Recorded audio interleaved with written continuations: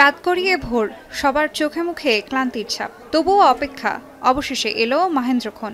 মঞ্চ থেকে ঘোষণা আসতেই আনন্দে মাতোয়ারা শিক্ষার্থীরা।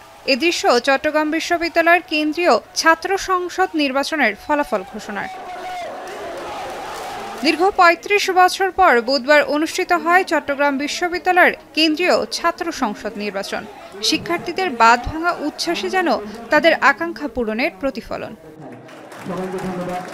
ভোর ৫টার দিকে চাকসুর নির্বাচন কমিশন আনুষ্ঠানিকভাবে ফলাফল ঘোষণা করে, যেখানে ২৬টি পদের মধ্যে ভিপি জিএস সহ ২৪টিতে নিরঙ্কুশ বিজয় পায় ছাত্র শিবির সমর্থিত সম্প্রীতি শিক্ষার্থী জোট।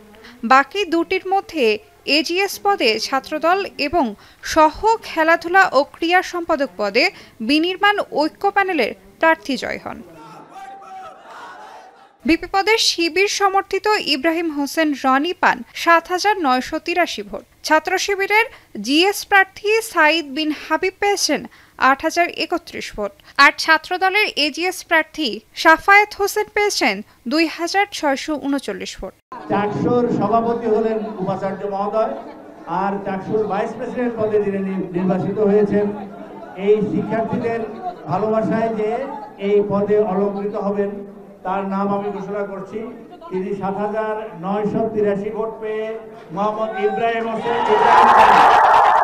বিপুল এই জয়ে উচ্ছ্বসিত ছাত্র শিবির সমর্থিতরা।